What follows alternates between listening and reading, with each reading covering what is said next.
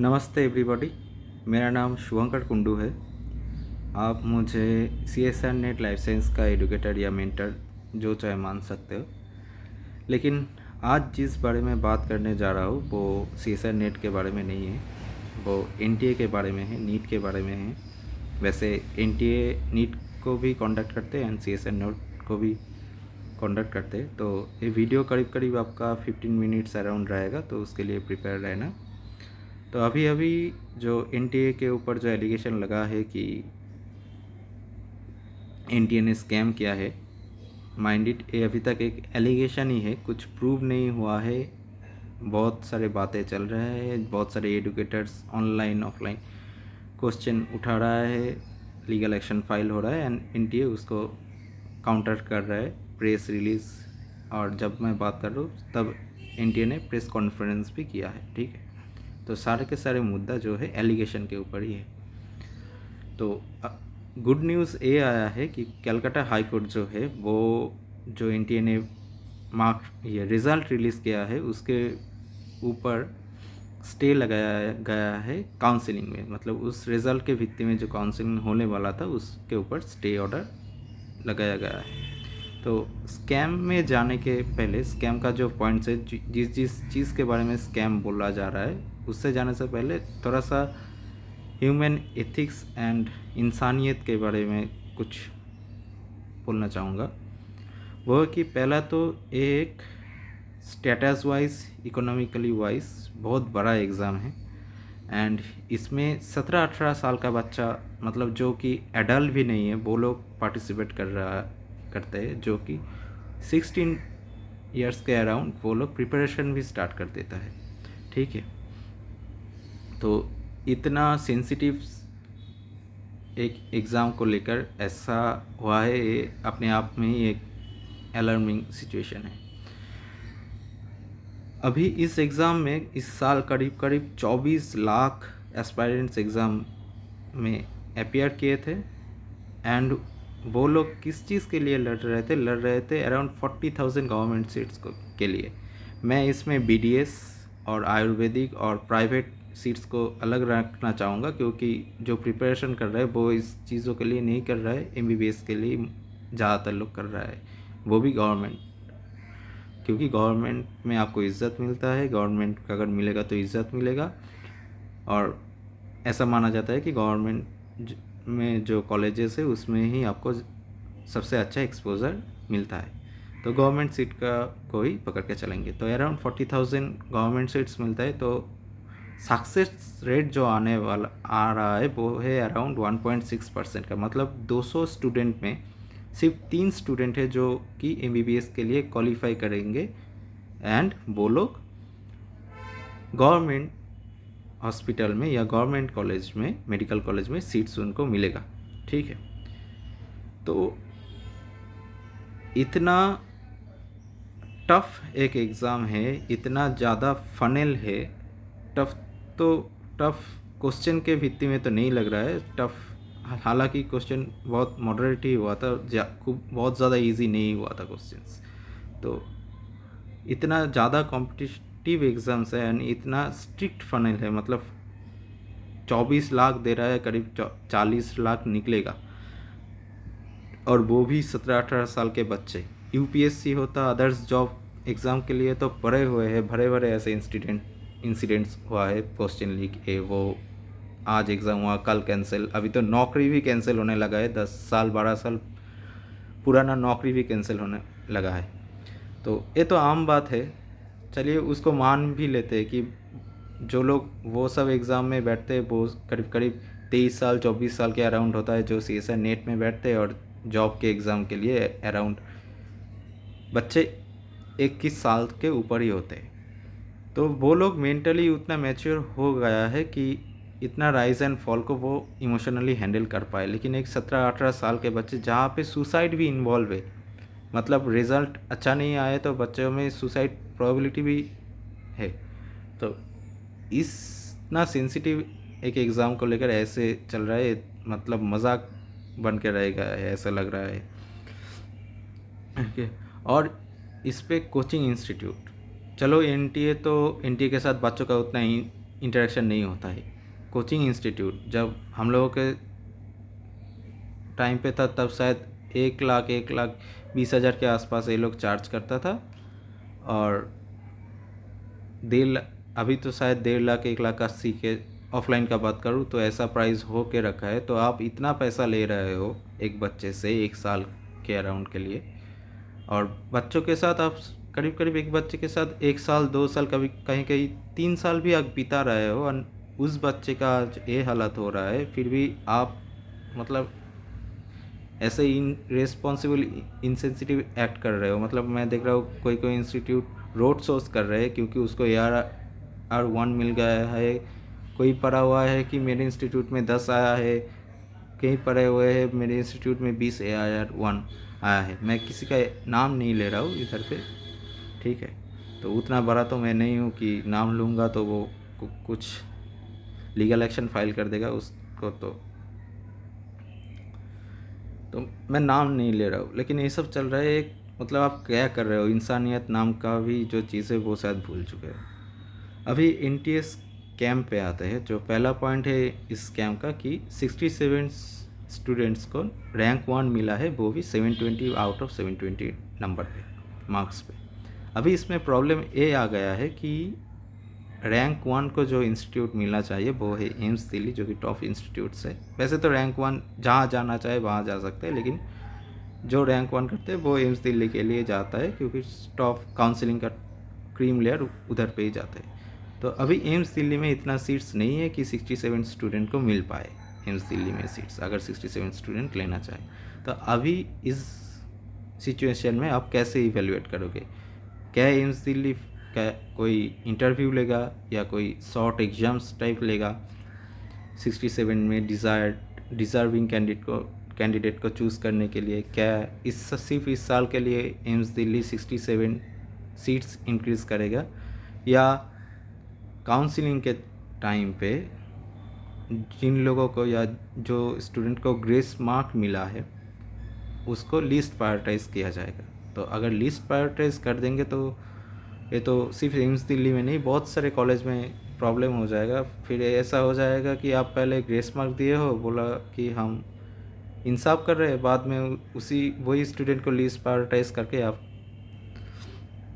Injustice कर रहे हैं। तो इसमें से क्या होगा अभी भी क्लियर नहीं है।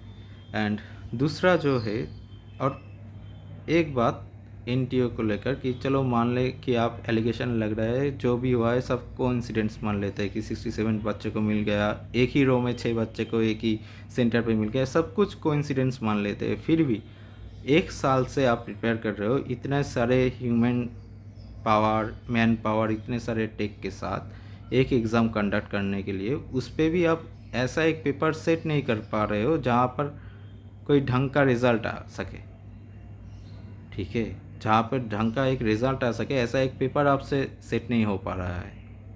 और आप कहते फिरते हो हम सबसे फेयर एंड ट्रांसपेरेंट एग्ज़ाम करवाते हैं, तो इतना पैसा फिर क्यों लेते हो? ठीक है ना, अगर पैसा लेते हो 1 साल टाइम भी आपके पास रहता है एक एग्ज़ाम कंडक्ट करने के लिए, ठीक से करो। इधर पे आप 10 दिन पहले रिज़ल्ट निकाल के बोल रहे हो कि देखिए हम कितना फास्ट है। फास्ट उधर पे दिखाओ ना, जब एग्ज़ाम हो रहा है तब दिखाओ। एग्ज़ाम हो गया, रिज़ल्ट का क्या है, 14 तारीख को ना आएगा, 10 दिन बाद आ जाएगा, क्या ही फ़र्क पड़ जाएगा। लेकिन प्रिपेयर उस टाइम पे करो जब एग्ज़ाम होने वाला है। तब आप लेट पे एग्ज़ाम स्टार्ट कर रहे हो, बाद में ग्रेस मार्क दे के खुद का हाथ छुटा रहे हो, ठीक है। और दूसरा जो प्रॉब्लम आया है कि सबसे मज़ेदार प्रॉब्लम जो है 718 716, जो कि नीट पे कभी आ नहीं सकता है, ठीक है। नीट पे या तो 720 के बाद 716 आएगा या 715 आएगा, 718 719 का कोई बात नहीं है।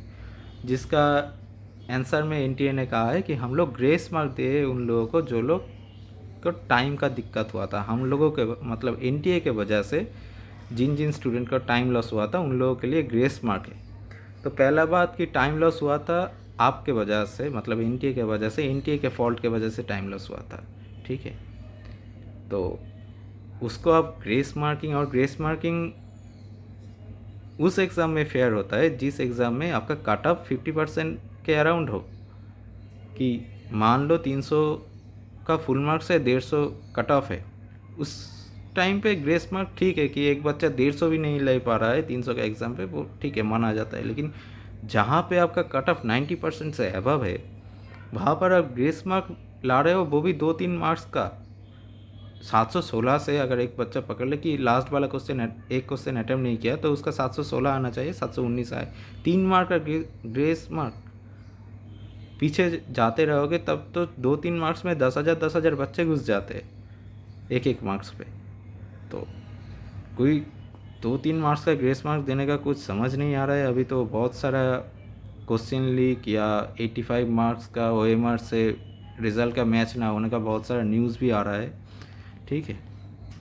और अगर ग्रेस मार्क आप आपके फॉल्ट से दे रहे हो कि आप बोल रहे हो कि इतना सारा मैन पावर लेकर आप एक एग्ज़ाम सही टाइम पे नहीं करवा सकते हो, आप एक्सपेक्ट कर रहे हो कि हर एक स्टूडेंट अपने एग्ज़ाम हॉल सही टाइम पे पहुंच जाए, तब जाकर कोई स्टूडेंट अगर 2 मिनट भी लेट हो जाए आप उसको घुसने नहीं देते हो, ठीक है। ऐसे बहुत सारे वीडियोस या न्यूज़ है कि जहाँ पर बच्चे का एडमिट कार्ड आया है 2 दिन, मतलब इन नीट के बाद इस नीट में शायद नहीं है, लेकिन और बहुत सारे एग्ज़ाम पे सेंटर सब दूर पे देते हो। कोई बच्चा इधर पे रहता है, उसको दूसरे एक सिटी का जिस साइड रहता है उसको नॉर्थ में रहता है तो आप वेस्ट में देते हो उसका सीट्स, जो वेस्ट में रहता है उसका नॉर्थ में देते हो सीट्स। और 2 मिनट का वो बच्चा लेट हो जाए तो एग्ज़ाम नहीं दे पाता है, तो ऐसा कर दो कि 10-15 मिनट का रिलैक्सेशन भी दे दो। ऐसा भी नियम होना चाहिए कि 10-15 मिनट का रिलैक्सेशन दे दो कि हाँ आप 15 मिनट के लिए रिलैक्सड हो, आप एग्ज़ाम शुरू के होने के बाद 15 मिनट के अंदर आते हो तो आपको एग्ज़ाम देने दिया जाएगा। फिर वो बच्चा, कोई बच्चा 2 मिनट बाद आए एग्ज़ाम दे 710 लाए 720 में से, आप उसका 10 नंबर हटा दो। अगर आपके गलती से 10 नंबर आप ऐड कर सकते हो, 2-3 नंबर ऐड कर सकते हो, तो किसी बच्चे लेट हुआ है तो उसको एग्ज़ाम देने दो, उसका 10 नंबर हटा दो। वो बच्चे को तो 1 साल नहीं लॉस होगा ना, और वो उसको मिल भी गया सीट्स। 710 अगर कोई लाए 2 मिनट बाद एग्ज़ाम देने बैठ के या 2 मिनट बाद सेंटर में घुस के, उसका 10 नंबर काट दो, 700 मिल जाएगा, उसको सीट्स मिल जाएगा MBBS में। ऐसा भी होना चाहिए। फिर ऐसा तो नहीं होगा कभी भी। तो एक ग्रेस का कुछ समझ नहीं आया। एंड ऐसे भी देखा, और सिर्फ एक एग्ज़ाम नहीं है, CSR नेट में ऐसा बहुत बार हुआ है कि बच्चे एग्ज़ाम देने जा रहे हैं, बाहर टेम्परेचर 40-42 डिग्री है एंड आपके सेंटर में फ़ैन नहीं चलता है, AC नहीं चलता है, बीच एग्ज़ाम सिस्टम बंद हो जाता है, ठीक है। तो और आप बोलते हो कि हम फेयर एंड ट्रांसपेरेंट, बहुत सारे इंस्टीट्यूशन से एग्ज़ाम उठाकर आपके हाथ में दिया जाता है कि आप इसको रिस्पॉन्सिबली निभाए, ठीक है। तो आपका यही रिज़ल्ट है, ये परफॉर्मेंस है। और तीसरा जो बात है वो बहुत एक सीरियस है, क्योंकि अगर स्कैम हुआ है, जो क्वेश्चन उठा है कि NTA ने स्कैम किया है, अगर ये सच में हुआ है स्कैम, तो इसका सेकेंड पार्टी कौन है? क्योंकि स्कैम तो एक आदमी करके क्या मिलेगा, एक आदमी नहीं कर सकता है स्कैम, क्योंकि हमेशा ताली दो ही हाथों से बजता है। NTA का फूफा का कोई तो एग्ज़ाम नीट नहीं दे रहा था कि वो खुद ब खुद स्कैम करेगा, कोई सेकेंड पार्टी भी होगा जिसको इससे फ़ायदा हुआ है। तो ये सेकेंड पार्टी कौन है, वो भी उस पर भी जोर देना ज़रूरत है, क्योंकि जो एग्ज़ाम नीट एग्ज़ाम है, नीट या JEE है, इन दोनों को मिला के करीब करीब 40 लाख स्टूडेंट्स हैं। एंड इसके ऊपर बेस करके बहुत बड़े बड़े टेक बने हैं हम मेरे देश में, बहुत ज़्यादा इन्वेस्टमेंट आया है, बहुत हम लोगों के देश के इकोनॉमी में इसका बहुत बड़ा एक पार्ट है। बहुत ज़्यादा पैसा आया है, बहुत ज़्यादा इन्वेस्टमेंट आया है, बहुत सारे कंपनी यूनिकॉर्न बने हैं इसमें। यूनिकॉर्न मतलब करीब करीब 8,000 करोड़ रुपए एक कंपनी का वैल्यूएशन। तो इतना बड़ा एक एग्ज़ाम है, और वो भी डॉक्टर्स के लिए, देश के डॉक्टर्स के लिए, देश के इंजीनियर्स के लिए। तो इस एग्ज़ाम को लेकर ऐसा नहीं होना चाहिए था। ऐसा लग रहा है कि मजाक बना हुआ पड़ा है एग्ज़ाम सिस्टम्स या एजुकेशन सिस्टम्स। तो यही है, इतना ही मेरा बोलने को था। पहले तो हम लोग जब नीट के लिए प्रिपेयर करते थे तब देखते थे कि इंस्टीट्यूट्स लड़ाई करते थे कि किसके पास रैंक 1 आया है।